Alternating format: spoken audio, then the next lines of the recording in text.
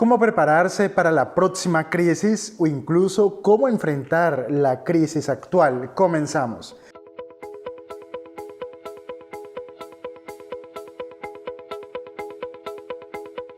La mayoría de las personas piensan en las crisis como algo malo, cuando en realidad esto no es tan cierto. Tenemos que verlo de la siguiente manera. Las crisis ocurren con frecuencia para restablecer el equilibrio. Pensemos que en periodos de auge o en periodos de abundancia y de expansión, muchas industrias, muchos sectores de la economía y muchas empresas operan en modo zombie. Son mal gestionadas, no son rentables, no atienden de manera adecuada las necesidades de los consumidores y por lo tanto lo único que están haciendo es sobreviviendo. Pero el hecho es que el espacio que ocupan estas industrias y estas empresas y estos sectores es un espacio que podrían estar utilizando empresas nacientes y florecientes intensivas en conocimiento, que podrían atender muchísimo mejor las necesidades de los consumidores y en el proceso generar mucha riqueza y crear empleos. Cuando ocurren las crisis, lo que la crisis provoca es el restablecimiento del equilibrio. La crisis barre con estas industrias y estos sectores que están en modo zombie y abre el espacio para que entren estas nuevas empresas y nuevos emprendedores a ocupar su lugar, generando las colateralidades positivas que acabo de mencionar. Entonces, las crisis no son tan malas porque restablecen un equilibrio que nos ofrece el espacio para la innovación, para el crecimiento y para la generación de riqueza. Ahora, existe algo muy interesante y es que las crisis generalmente ocurren como consecuencia de un detonante. Ocurre un evento que dispara la crisis y estos eventos generalmente son imprevistos o son inesperados. Por ejemplo, el coronavirus no era esperado por absolutamente nadie, pero ha tenido consecuencias catastróficas en la economía. Este tipo de eventos que son inesperados, que son imprevistos, que no están en los escenarios de absolutamente nadie, a estos eventos se les conoce como el cisne negro, como cisnes negros.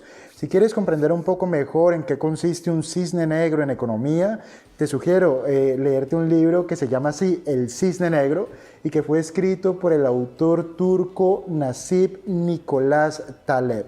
El libro es fantástico, pero en términos generales a lo que hace referencia es a eventos que tienen consecuencias económicas catastróficas, pero que son absolutamente imprevistos. Pero aquí lo importante es que cuando los mercados están en desequilibrio, lo único que hace falta es un disparador, lo único que hace falta es un detonante. Existen industrias, empresas y sectores enteros de la economía que son mal gestionados, que están desfinanciados, que no son rentables. Y solamente hace falta un disparador de estos para barrer con estos sectores y abrir campo a nuevas oportunidades. Los cisnes negros y los eventos imprevistos ocurren para esto, para provocar la crisis y abrir este nuevo espacio.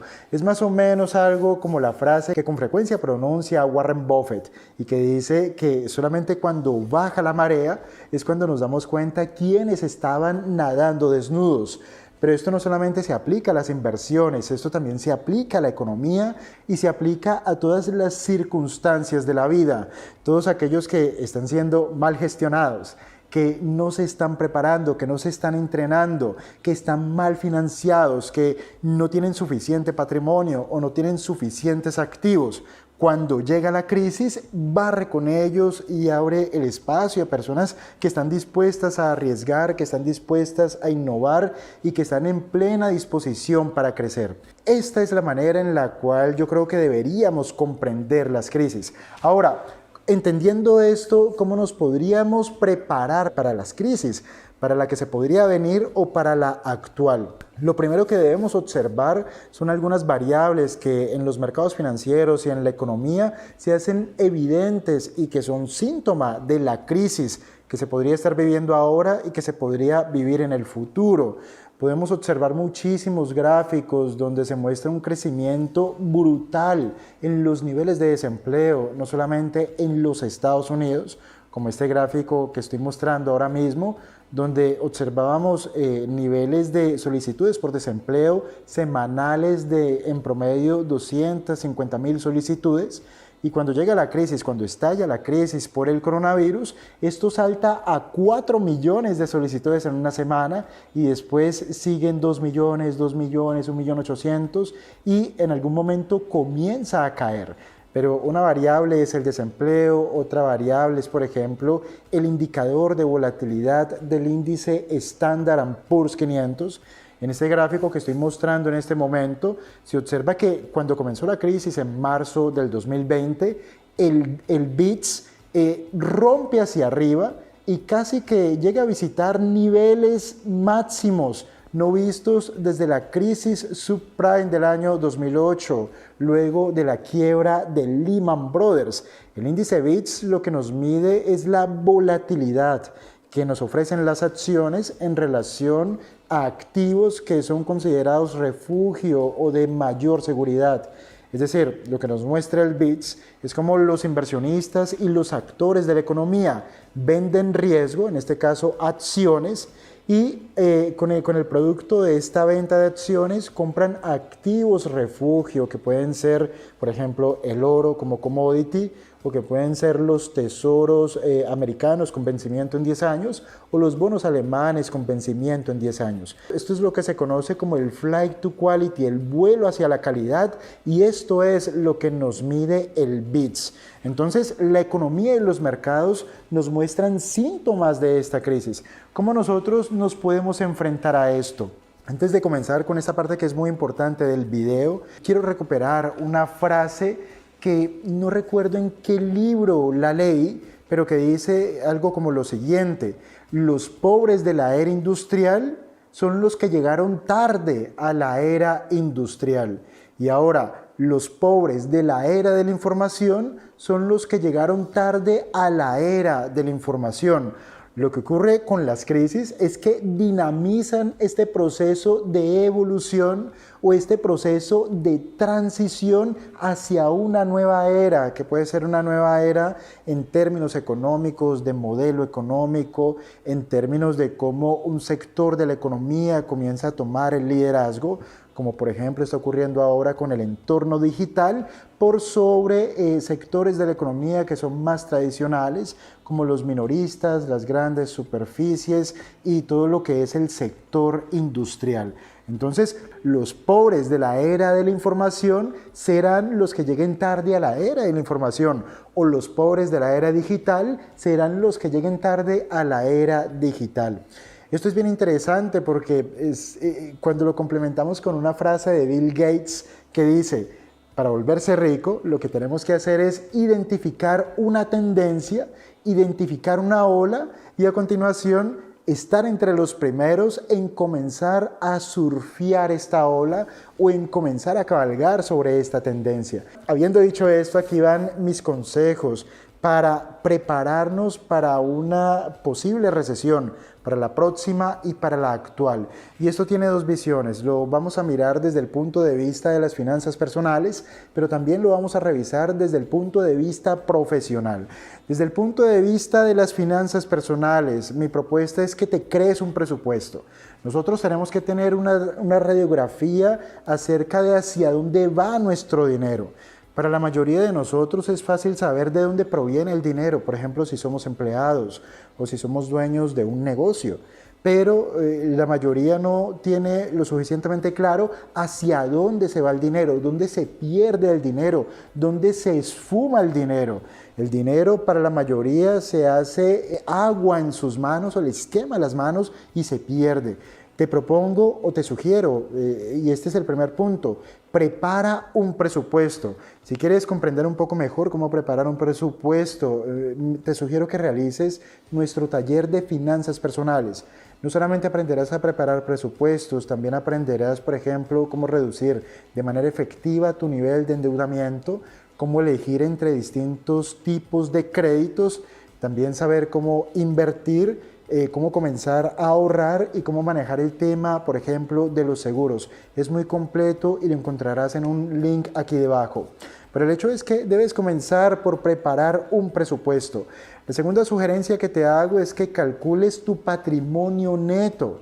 La mayoría no tiene muy claro cuáles son sus activos, qué es lo que yo poseo. Y aquí debemos pensar en lo siguiente: prácticamente todo lo que tenemos es susceptible de ser vendido. Si tenemos una bicicleta, tú la puedes vender; si tienes una moto, si tienes un auto, si tienes un departamento, una casa, la ropa, tú la puedes vender como ropa de segunda; los zapatos, si están en buen estado, se pueden vender. Muchas cosas son susceptibles de vender y si son susceptibles de vender, son susceptibles de monetizarse y por lo tanto eso tiene un valor. Calcula cuál es tu patrimonio neto, porque aquí lo importante es sincerarse. Aquí es donde nos daremos cuenta si no tenemos ni en qué caernos muertos, porque si ocurre una crisis, esta crisis lo que hará con nosotros es lo que describimos al principio. Lo que hará es barrer con todo lo que no está funcionando, con todo lo que está desfinanciado, con todo lo que está mal administrado. Y esto no solamente va para las empresas, sino que va para los particulares. Entonces, lo que te sugiero es que calcules tu patrimonio neto. Otra cuestión, y este es el tercer punto, es que no tengas problema en renegociar las deudas. Cuando estamos en una crisis económica o en una recesión o incluso en una depresión, los bancos están muy dispuestos a renegociar las deudas. Ellos prefieren que tú les vayas pagando, así sea muy poco, a que directamente entres en default y que tú les digas, pues hagan lo que quieran. No te dé pena, a muchas personas les da vergüenza renegociar las deudas. Si hay una crisis, tú puedes renegociar las deudas y las puedes renegociar en términos de plazo, en términos de cuota o en términos de tasa o de tipo de interés o una combinación de estas variables. Por ejemplo, yo cuando estaba quebrado, pues yo sí era muy agresivo al momento de renegociar con los bancos. Yo les decía, mira, durante los próximos 3 meses no tengo para pagarte y bueno, es que si tú no aceptas y me embargas el salario, pues de aquí me echan y ya tú verás quién te va a pagar después de que me echen. Entonces allí es donde entrábamos como en este tire y afloje y al final siempre lograba renegociar en los términos que eran más favorables para mí, porque en una crisis quien tiene la sartén por el mango es el que tiene la deuda, no el acreedor. Suena muy mal, pero es la verdad. No te dé pena renegociar las deudas. El cuarto punto que quiero comentar es que intenta por todos los medios cobrar el dinero que te deben. Si has prestado dinero a familiares o a amigos o a colegas, o si directamente es que eres un prestamista, intenta cobrar lo antes posible. No permitas que la crisis tome velocidad, intenta cobrar todo lo que te deben lo antes posible. Lo más seguro es que la mayoría de la gente no te pague porque la crisis afecta a todo el mundo, no a una sola persona o no a ti en particular. Pero sí haz el trabajo, haz la gestión, intenta cobrar todo lo que puedas lo antes posible. Necesitamos liquidez para aguantar el temporal. El quinto punto que quiero comentar es que prestes muchísima atención a las medidas que toman los gobiernos. Los gobiernos para enfrentar las crisis toman medidas en términos de reducción de impuestos, aunque algunos lo que hacen es aumentarlos, o en el sentido de dar incentivos a distintos sectores o a distintas áreas de la economía que incluyen a pequeños negocios. Verifica cuáles son este tipo de incentivos, si son incentivos monetarios, si son incentivos fiscales, y también verifica qué tipo de subvenciones está ofreciendo el gobierno. Todas las ayudas sirven en momentos cuando tenemos todo en contra o cuando la situación se pone muy difícil. El sexto punto es financiero, pero también al mismo tiempo psicológico. Acepta que incluso podrías tener que empezar desde cero. Si tú pierdes el negocio, seguramente te tocará comenzar desde cero, que es o comenzar el negocio desde cero o comenzar como empleado. Si te echan de tu empleo y esa industria a la que pertenecías, por ejemplo, si es el sector hotelero, seguramente será difícil volver a encontrar empleo en ese sector y te tendrás que reciclar y tendrás que desarrollar habilidades y entrenarte para entrar en otro sector.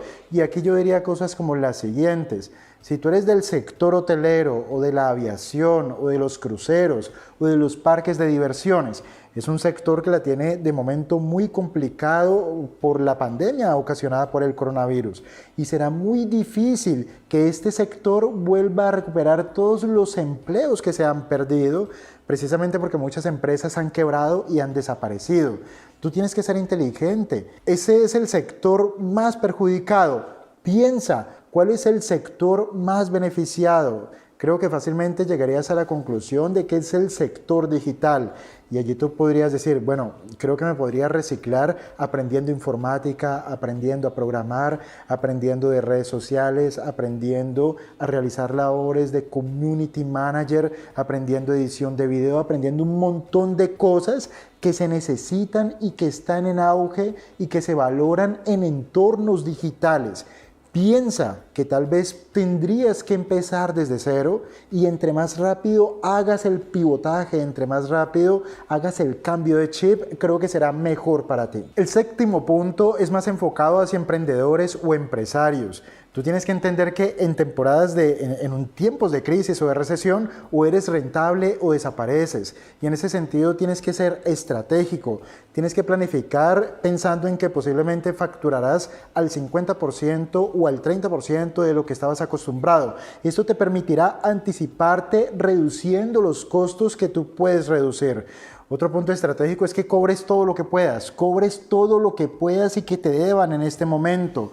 Otro punto es que intentes levantar la financiación o intentes levantar el capital que tú creas que necesitas para compensar la caída en la facturación y que tu negocio no se pierda o que no vayas a la quiebra. Otro punto importante es que deberías pensar en matar los experimentos. Cuando las cosas van bien, todos los emprendedores estamos continuamente, y esto es bueno, experimentando acerca de cómo podemos innovar, cómo podemos ser más productivos, cómo podemos crecer. Esto implica gastos en marketing y publicidad, etc. Tú piensas que en el momento de crisis te tienes que enfocar en las áreas de tu negocio que son verdaderamente rentables y congelar de momento los experimentos. Estamos en un momento de supervivencia. Tienes que tener en cuenta que las crisis lo que determinan es quién vive y quién muere, y por eso es que tienes que ser estratégico acerca de dónde pones el enfoque y dónde pones toda tu energía para sobrevivir. Un octavo punto, y esto va para todo el mundo, y es que, por ejemplo, en este momento, escribe una teoría, tu teoría para el 2021. ¿Cómo crees que será el año 2021? ¿Cuáles serán los escenarios? ¿Cuáles podrían ser los eventos catastróficos que podrían ocurrir? ¿Qué es lo peor que podría pasar? Jean-Paul Getty decía que la mejor estrategia para asumir riesgos era pensar en qué era lo peor que podía ocurrir y prepararse para ello.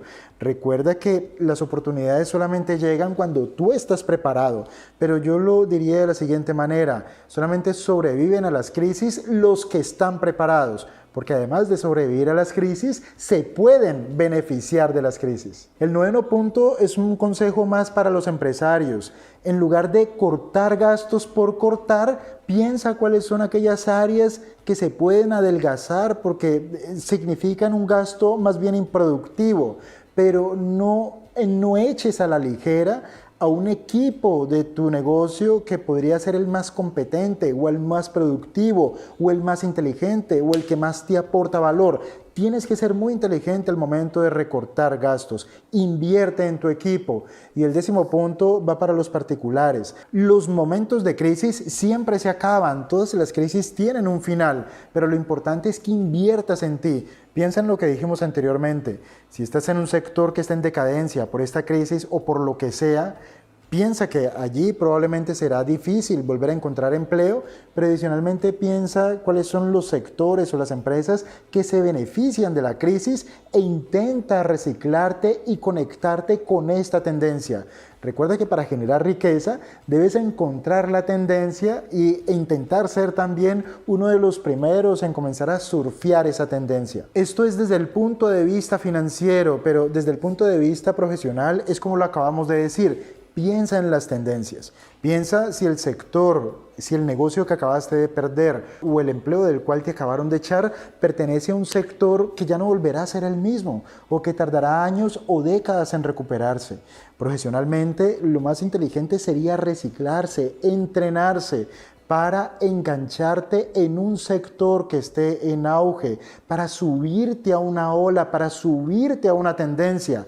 Es en estos nuevos sectores que son los que traen innovación, que son los que generan riqueza y los que crean los nuevos empleos, donde encontrarás la mayor demanda por el conocimiento, donde encontrarás los mejores salarios y donde probablemente encontrarás las mejores oportunidades. Yo creo que esta es la forma de prepararse para una crisis. En lo personal tengo que decir que la crisis de 2008 me cambió la vida, pero porque yo estaba preparado. Llega la crisis de 2008 y mi vida cambia de golpe, porque cuando llegó el maestro, el alumno ya estaba preparado. Y ahora en la crisis de 2020, pues la verdad es que ha sido espectacular, porque primero estoy en el campo de las inversiones y la bolsa ha ido de maravilla, pero es que además también estoy online a través de las redes sociales y todo lo que son medios digitales están funcionando de maravilla. Pero cuando llegó la crisis yo ya estaba preparado. Yo lo que te digo es, nunca es tarde para prepararte, nunca es tarde para pivotar, nunca es tarde para pensar cuál es el tipo de cambio que ahora mismo te conviene o cuál es el tipo de anticipación que deberías empezar a programar. Antes de despedirme, quiero invitarlos a un entrenamiento que estoy dando y que se denomina La economía en 15 lecciones. La mayoría de las personas que llegan a Experium llegan con muchas ganas de aprender, pero con muy pocas nociones de economía.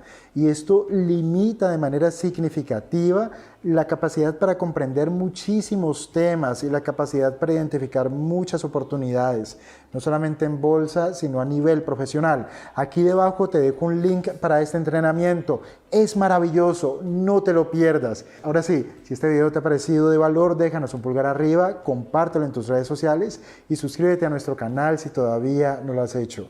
Muchas gracias por tu atención y nos vemos en el próximo video. Hasta pronto.